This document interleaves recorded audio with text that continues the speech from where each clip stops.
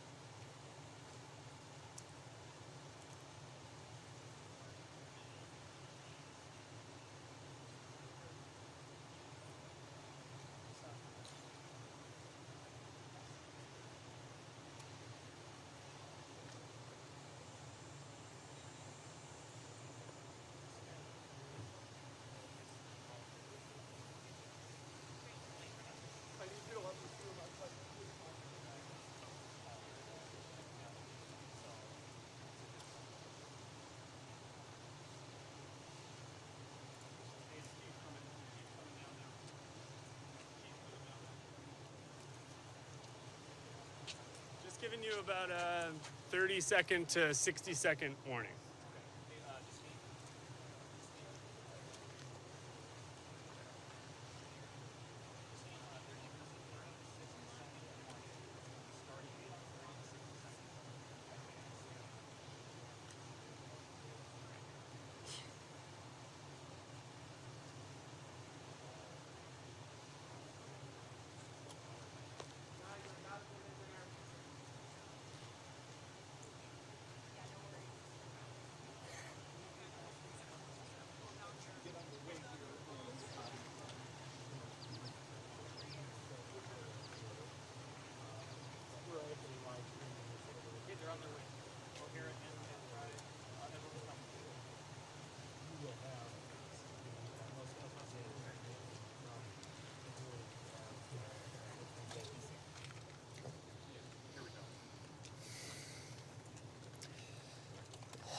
There are no words that can capture the horror and the evil of this unspeakable act.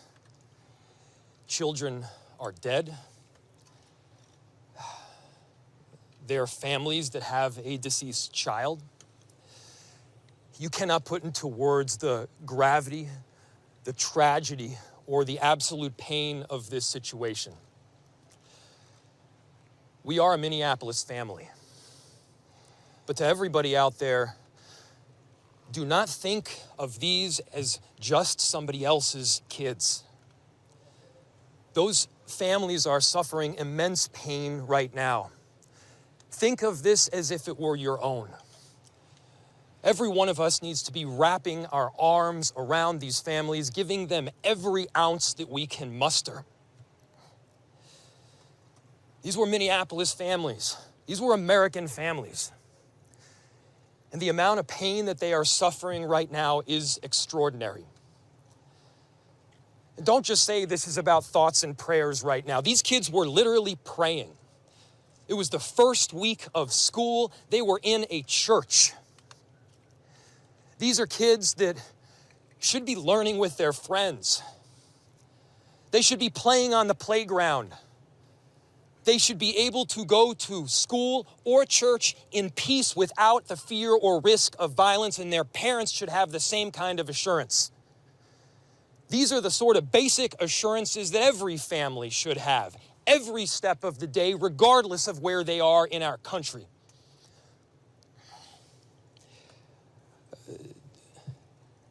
I'm so deeply saddened, and I'm so sorry to the families that I know are suffering right now. My ask is to everyone, stand by them. Love them. These families have forever been changed, and we've all been changed with them. We need to do everything possible to support them through this time. We have a family resource center that has been set up. I'm grateful for all of the law enforcement agencies from a number of different jurisdictions, all the different departmental support that we've received. They're going to be working tirelessly. There's also a family resource center that is being set up as we speak to make sure that we're there for everybody. Again, to the families that are suffering, to those that have experienced loss, I'm so deeply sorry. We're going to be with you every step of the way. We love you.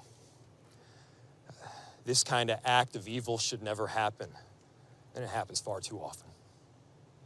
The chief will provide additional details. My name is Brian O'Hara, B-R-I-A-N, O''H-A-R-A. I am the Minneapolis Police Chief. Earlier today, just before 8:30 a.m., our city experienced an unthinkable tragedy. Minneapolis police officers responded to a report of a shooting at a mass that was happening at the Annunciation Roman Catholic Church on the block behind me. This worship service was marking the first week of school for children that are attending the Annunciation Catholic School. During the mass, a gunman approached on the outside on the side of the building and began firing a rifle through the church windows towards the children sitting in the pews at the mass. Shooting through the windows, he struck children and worshipers that were inside the building.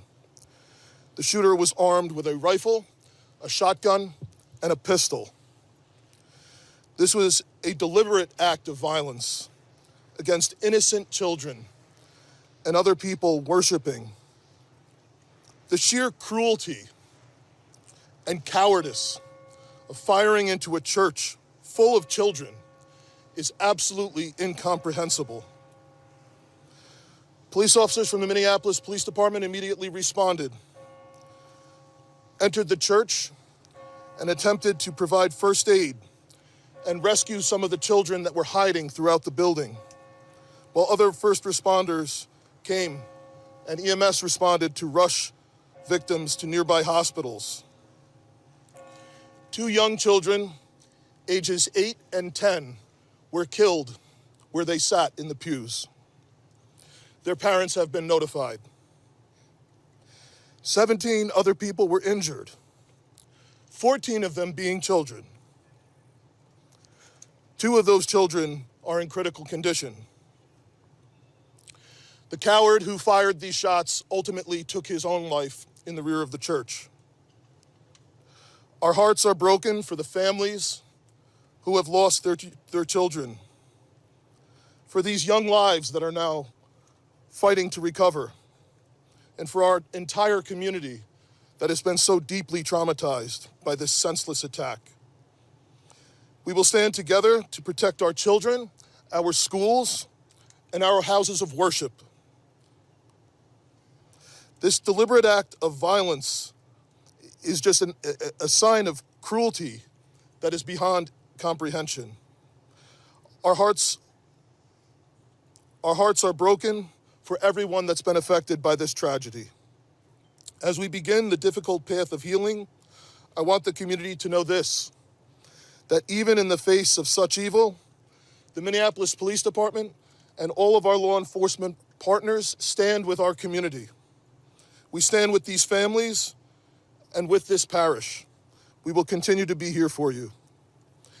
With that, the investigation is obviously in its preliminary stages, and I will attempt to take some questions to provide further information. Chief, what can you tell us about the suspect in this case?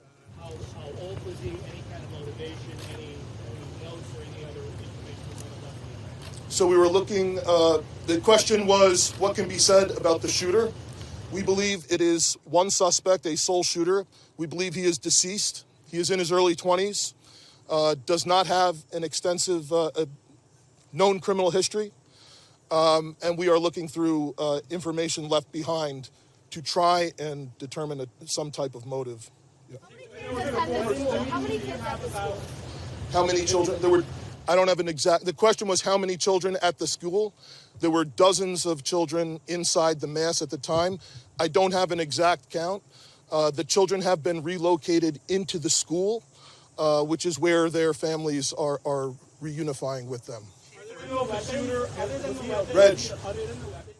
the shooter a student, former student? Was he a former employee? The question was, do we know if the shooter was a former school employee or a former student? We don't have that information.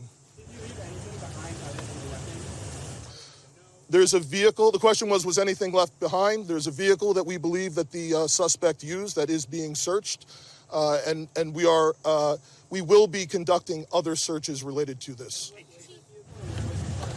Inside the parking lot here. There was some neighbors who said that the door to the church had been barricaded. Yep. Is that correct? So the question was, neighbors had said that the door to the church had been barricaded.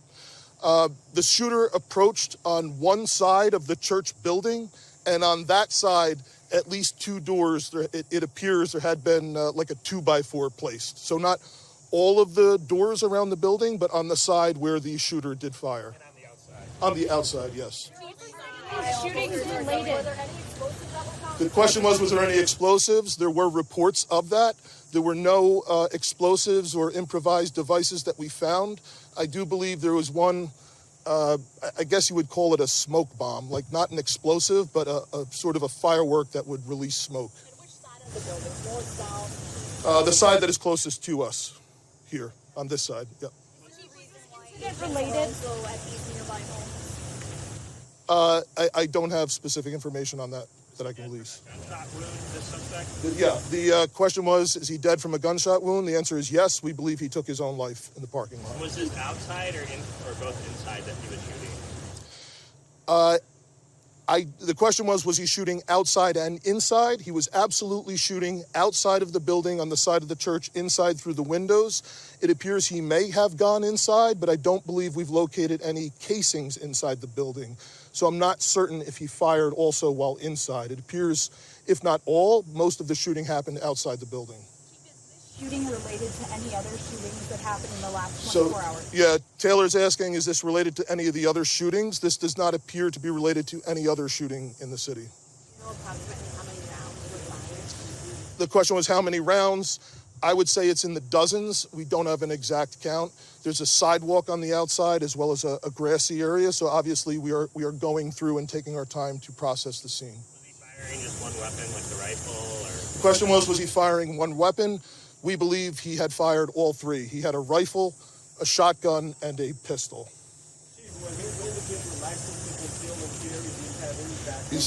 Were the weapons, was he lawfully carrying the weapons? I don't have that information. And I don't have any information on any significant criminal history either. Was he dressed at all in any tactical type of gear or anything? It appeared he had some black clothing on, his cargo-type pants. I guess you could interpret that as, you know, however you like. Yeah. Ladies and gentlemen, thank you for helping us to get the information out today. We have a lot more work questions? that needs to be done. We will return back later today to provide more details as they become available, and we'll let you know how you can know about that in the moments to come. Thank you. How can the public help? Great.